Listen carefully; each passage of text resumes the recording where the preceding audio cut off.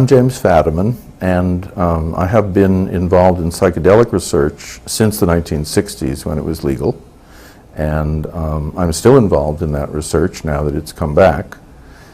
I also was a co-founder of the Institute of Transpersonal Psychology. It's a freestanding graduate school in California, and I teach there as well, and I've been a lot of different careers in between.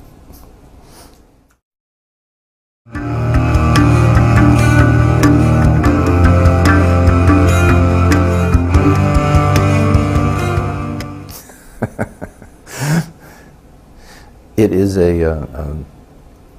for most people, linear time is a consistent illusion of linearity, and that there are many other forms of time, and it depends on the state of consciousness you're in.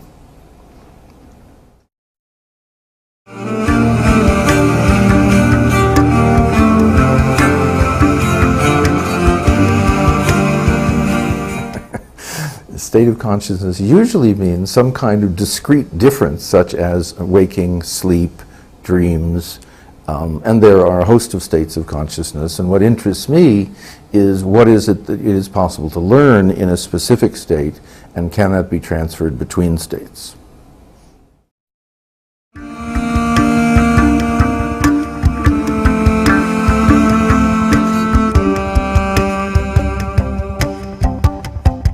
Well, since I've been writing more in this area, I've been getting wonderful letters from very serious teachers of different meditative systems who all say, well, the state you're talking about is charming, but you really need to do 20 years of meditative work to maintain that state. And then they say, however, it really is a wonderful way to get started, is to use psychedelics as a starting place to allow you to see that there is a spectrum of consciousness. It's a little bit like getting airlifted to the top of the mountain, and you say, well, then you haven't really learned anything about the mountain. But you've learned an enormous amount about the mountain. You've learned that it's there, you've learned what direction it is, and you've learned that the view from the top is worth a long climb.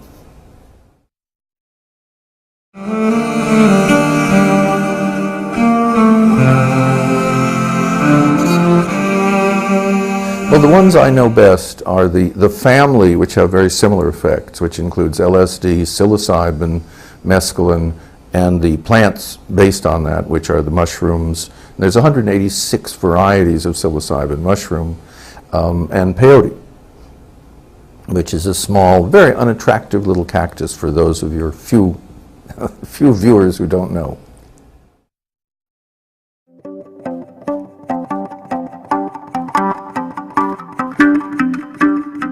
Well, those are generally psychedelics because they alter consciousness rapidly and profoundly. I tend not to spend too much time with those because I have just much less experience, and there are people who are more than willing to wax poetic on in those areas.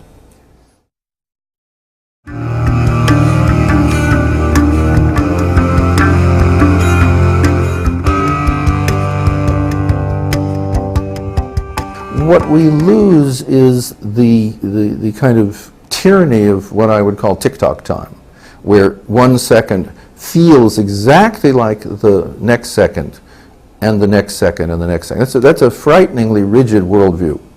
And what we know is that when we have any kind of emotional feeling about whatever we're doing, time immediately shifts from tick-tock to expanded or contracted. So we know at just the simplest level of being interested in something, time passes more quickly. And when you then are using psychedelics, which I think are the primary tool for investigating these other kinds of time, then you find out what does it mean to have, what's the feeling of being in eternity? Is that a ongoing condition, or is that a kind of all-encompassing condition? And it's a useful tool to look at that.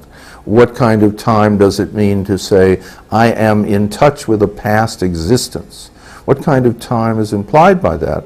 And those are the kinds of questions that one can not only ask, but use psychedelics to give you the data. So in a sense, if one is interested in being a time scientist and not a time voyeur, then it would be useful to have tools to investigate different states of time, and for me, psychedelics are one of the states, one of the tools that I happen to like and use.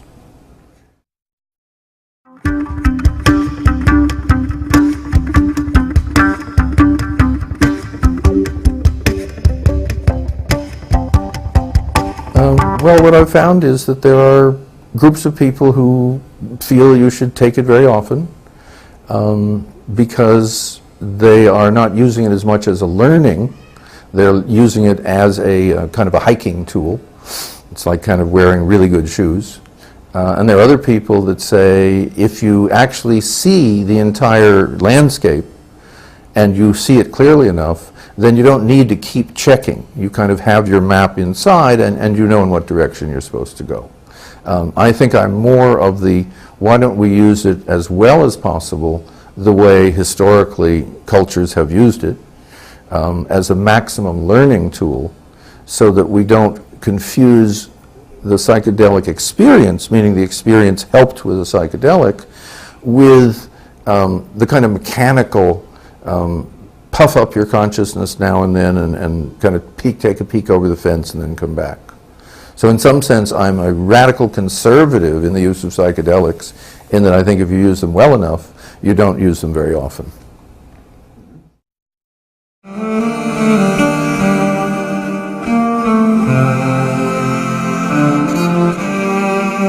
Well, in the 60s, there were a number of major movements that started fueled by psychedelics, and that's the civil rights movement, the ecology movement, the women's movement, and the anti-war movement. And the establishment, the same people who still think that spending more on defense than every other country on earth somehow is good policy, they feel very threatened by the notion that it's obviously not good policy. And so if you in some way prevent people from kind of gathering together to argue about that and to overturn those institutions, the people who run those institutions feel much safer. So it was stopped in the 60s because they wanted to stop something. And so what they did, in a peculiar, government could only do this, they stopped all research instead of use. And so use continued, and research stopped, and since a lot of the uses that we're now discovering are important medical uses, that's coming back. It's really hard to stand up, even as an elected representative, and say, I want my constituents to suffer, I want them to be in more pain, I want them to die in agony, or I want them to have a serious illness much longer. It's really hard to get away with that. And if you say, well, do people have the right for the best medical treatment available? And the answer is, in the United States, no. In Canada, yes. In a number of countries, their constitution says you cannot deprive people of a medical benefit. So that's the kind of pressure that's happening, which is the return of a modicum of sanity in this area. And so the research that's out there is incredibly conservative, incredibly quiet, incredibly clean, and overpoweringly positive. The quiet secret is during the 40 years when it was illegal to research it, illegal to manufacture it, illegal to sell it, and illegal to use it, in the United States alone, 23 million people took LSD. And 400,000 to 600,000 people will be taking it for the first time this year, according to the U.S. government, which we assume is the only likelihood is that's an underestimation. So it never vanished. What vanished is how can we make it useful, how can we make it available to people who need it, who don't hang out with college students, and so forth. And that's the new renaissance. The new renaissance is that because those 23 million people have become the regulators, the judges, the law enforcement people, the legislators, the people who run the culture, they're no longer frightened by misinformation. They simply understand that the government, in many areas, as we know, manipulates information for its own purposes, and that's basically fading away. It's not being attacked or destroyed or overturned. It's just kind of fading away, and so every time there's a piece of positive research, there are hundreds of media mentions. even though it appears in an incredibly dull, obscure journal. Why is that? Well, because there are hundreds of journalists all over the world who would be delighted to do a positive article about what they already know to be true.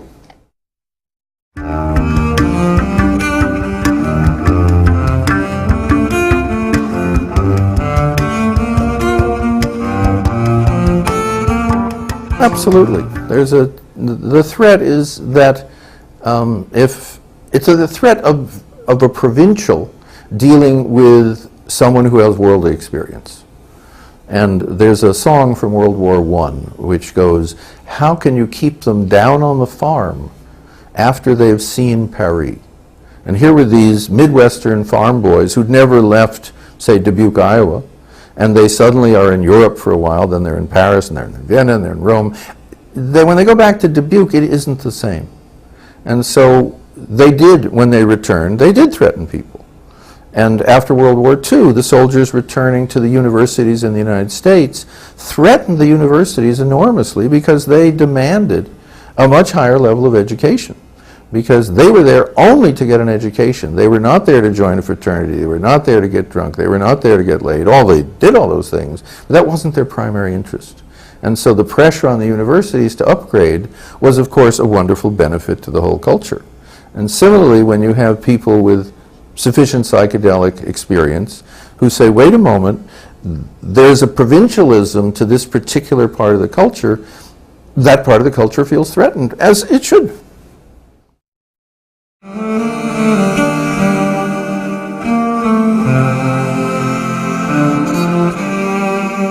When you're in the throes of a psychedelic experience, and throes is a very poor word, when you're in the deep relaxation and peace that often is part of a psychedelic experience, and you're aware that timelessness or a different view of time is also true, you're perfectly aware that when you are not in that state, that time behaves as it does in the conventional world. Just as in dreams, time has a whole different framework, and no one is really very upset by that. So the psychedelics and time simply are another way of exploring the dimensions of time. And linear time is of least interest, both because it's obvious around us. It's kind of like the fish who go to the wise man and they say, we're seeking the elixir of life, and the older fish says, can you tell me about it? And they say, well, it's called water. And the older fish says, I can't help you. And so the person with psychedelic experience understands that people indeed are searching for water, and it is here. So timelessness is obviously here, overlaid with time, overlaid with consciousness, and so on.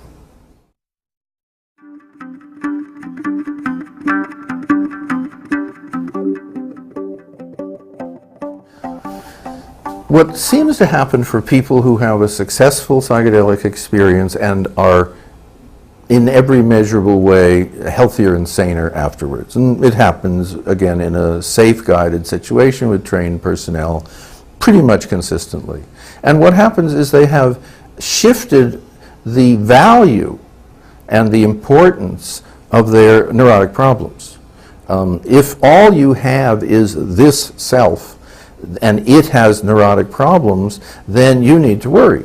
But if your self turns out to be a very small subset of your total self, and your neurotic problems are only in this little self, and if we take, say, a Hindu perspective, they're only for this lifetime, at absolute worst, and you find out that you don't need to be attached to them, they begin to fall away.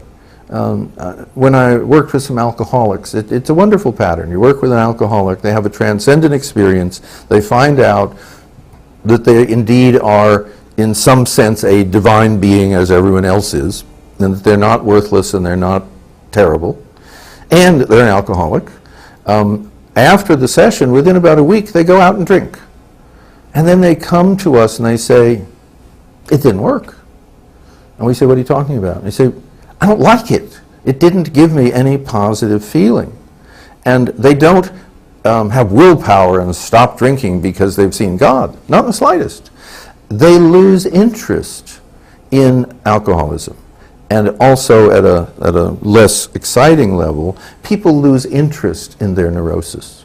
They lose it. It just doesn't have the same. Various technical words come to mind, all of which sound foolish, but it doesn't have any useful feedback. It doesn't fit their life anymore. And gradually the neuroses seem to go away. Now, they don't become enlightened people, life continues, new problems happen. You don't take psychedelics once and become a bodhisattva, but you do understand what a bodhisattva might understand, and then you recollect that you had that level of understanding, and that shifts your perspective for many people for the rest of their lives.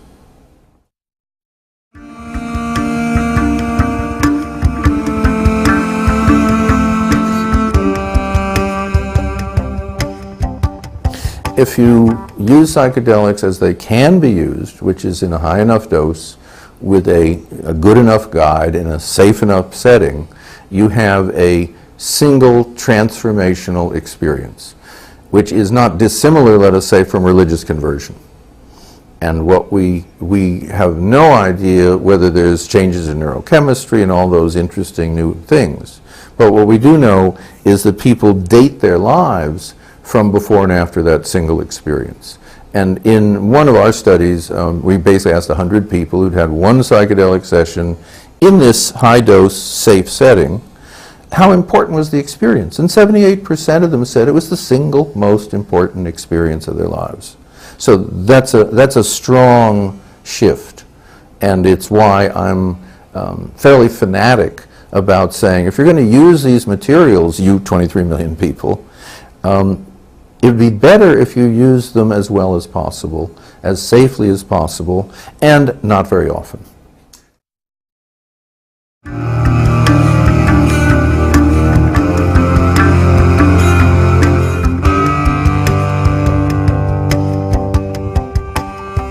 Well, that's why I say I end up as a psychedelic conservative, which is I'm saying to the recreational users, you're not using this as well as you could. It's as if I say to someone who has a beautiful microscope, which has this round handle, a heavy metal handle, and they're using it as a doorstop.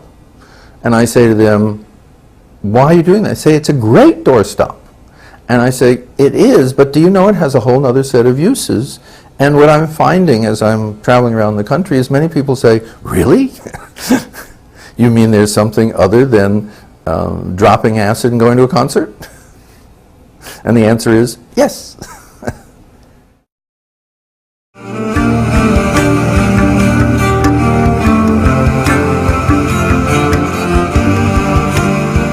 Well, I was in New York last week at a predominantly psychedelics conference, and one of the people who attended had taken time off from Occupy Wall Street. He was one of the organizers.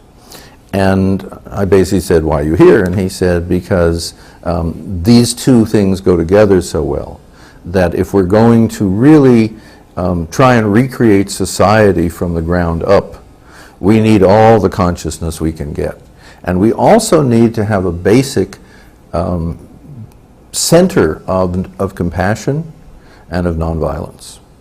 Because we understand that the people who run the institutions that we don't like are not inherently evil.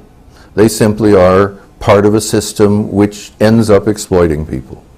And that they will resist us, but what we know is that when we institute a better moral order, so it's not morally beneficial to exploit people. It's not morally correct to bomb people. When you have a new morality, the institutions will adjust to that. Rather than if we put in the new people with the same values who simply don't have much power yet, rotating dictators is of no value. But eliminating a system which people want a dictator, that's a very, very different system. And one of the fascinating things about Occupy Wall Street is not only that there were, in the first 2 weeks, 1,500 other places in the world, but the notion of leaderlessness and of a kind of radical democracy has two values. One is it's a wonderful suggestion that we are indeed all interrelated. And two is if there aren't a lot of leaders, then the power structure, which is hierarchical, really doesn't know who to deal with. And that terrifies them. And that's very, very interesting. And psychedelics, my guess is that a moderately large percentage of people at all these events have had some psychedelic experience, recreational or other, and simply have a little more ease in letting go of the current parts of the culture that don't work. Because it is threatening to them too.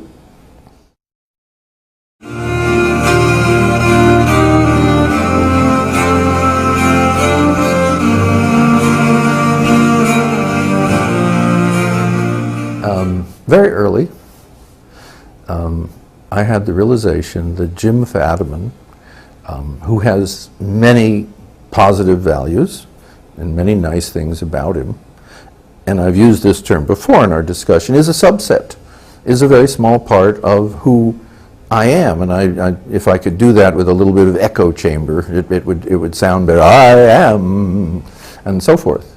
But what it really is there is a huge amount of me that has never heard of JamesFadiman. If you just go to the mirror and say, how much of you has never heard of me? The answer for most of us is about 98%. A little teeny part up here has what we call identity. And not only that, but it turns out that I'm connected to other people, to other species, and to other plants in a way which is, once you see it, it's obvious. As someone pointed out, do you think your breath is made by some kind of company in Denmark and shipped over and then it's shipped back? No, we all obviously are living in the same sea of breath. We're living in the same sea of energy. We're living in the same sea of either hatred or compassion. And that insight from personal identity, where I end here, to transpersonal identity, or through the person, is transformative, and you don't go back from that because the obviousness of it overwhelms you.